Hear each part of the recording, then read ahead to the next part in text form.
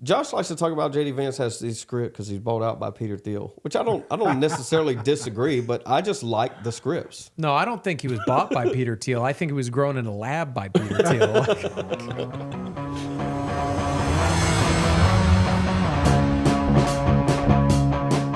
I did see something on him the other day where he's changed his name like 3 times or whatever over the years. J.D. Bowman, which is J.D. Hamill, and then now J.D. Vance. Yep, which is very. Where's your Semper Fi, man? We got to stick with our Marines. Your marine photographers. I'm a fan of Vance. I like what he's saying. I wasn't at first. The first 2 weeks of him being nominated for VP, I was a little wishy-washy. I didn't like the Vance pick. I'll admit that, but I think he had an arc of kind of coming to terms, kind of building into it. I mean, maybe Peter Thiel did build J.D. Vance in a lab, and they just switched him out about 2 weeks in. He's grown into the position. Would you Absolutely, agree he's grown into the position? Yes, he's stepped up at every level. I would have never picked him for VP. I would have imagined a Tim Scott VP, but Tim Scott still got married after his non-VP pick, which is crazy to me. I mean, if he didn't, then he would definitely be ousting himself. So, well, potentially speculating. I don't want to get anyone in trouble. This is a short clip on J.D. Vance. We do not protect our nation's manufacturers. We lose a fundamental part of who we are as a people. Making things, building things, working with our hands is America's heritage, and that heritage is alive and well in this facility.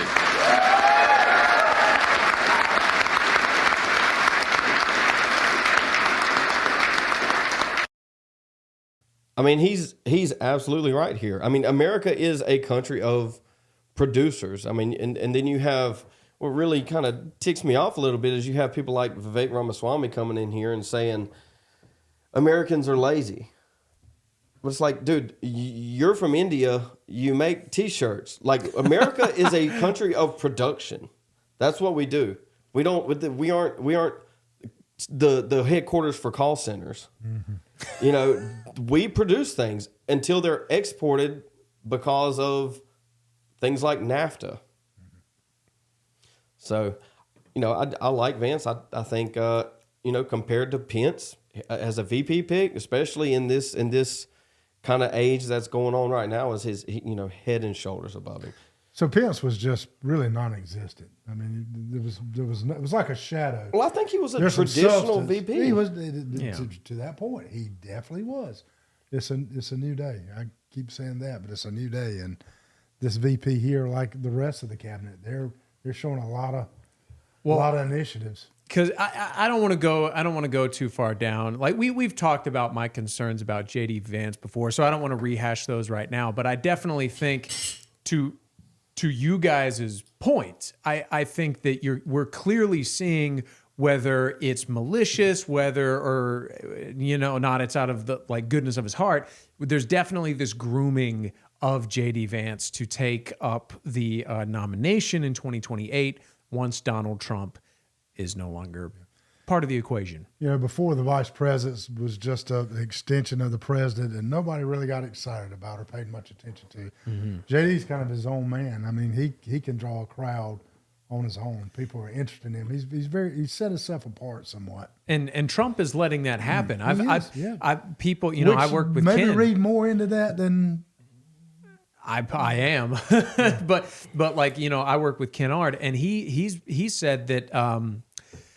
What did he say? Oh, when the presidency started, he was like, "Man, Donald Trump needs to get out of the way and let J.D. Vance take it because Donald Trump's too bombastic, but he's never going to let somebody upstage him."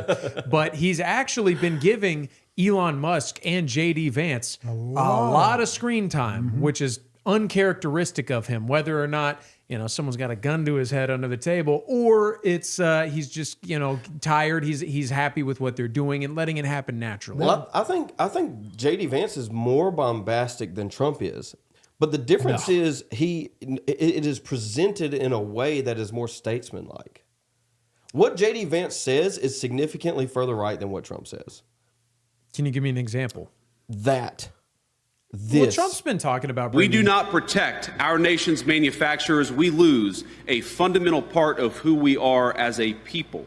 Making things, building things, working with our hands is America's heritage, and that heritage is alive and well in this facility. I mean, Trump said basically that in 2016, though. That's not like a new thing that I wouldn't say. I mean, that's not definitely anything right wing. crazy. I mean, that's just from today. Yeah, but can you give me? I mean, that's baseline. That's exactly my point. Is it baseline? Well, we talk about American heritage. I mean, what is, again, this is the question. What is an American? Is it the production? Have we been as productive post 65 Hart-Celler as we have before? We've been riding on our reputation for decades now. We have. Without performing. Mm-hmm. And now we're performing. You know, I thought when I first saw Elon Musk on an interview with Trump to the media, I said, there's no way this is going to work because Elon's talking way too much and there's no way Trump's going to put up with this. But I think... I agree with you. But I think Trump's kind of embraced it. He's got some people running with him. Before, he just had to do it all himself. He surrounded himself around people that believes the way he does, and I think he's got a high level of confidence in about everybody he picks. I agree with you. I do think that Trump has given Elon just a smudge too much. Like, especially when he came to the Oval Office and started, they had his press conference in the Oval Office. The kids, whatever. I can kind of get behind bringing kids in public a little bit more. I just don't think it should have been in the Oval Office. It was unpresidential and almost disrespectful. But obviously Trump agreed to it, so it's not. But like you just said, there's an endearing characteristic about having a child there too, because so many of us see that and we kind of relate with it it's to relatable. some degree. So you got that group. But I also don't have unpresidential. You got that group says. I also don't have 14 kids with six women, 7, something like that. Well, and to your point, like we were getting before the show started, we were dogging on Zelensky for wearing a tracksuit into the White House. I don't think wearing a blazer over a T-shirt that says tech support and a ball cap in the White House is exactly very appropriate behavior either. Granted, Elon Musk has Asperger's. But I think it's okay. Does he not have people that are there to kind of tell him, all right, dude, you need to wear a suit. You need to change it up a little bit. Well, this is all fine and dandy. Don't you young bucks kind of embrace that, though? Isn't that... To a point. To an extent. I mean, I got a T-shirt on right now, kind of, but it's a nice T-shirt.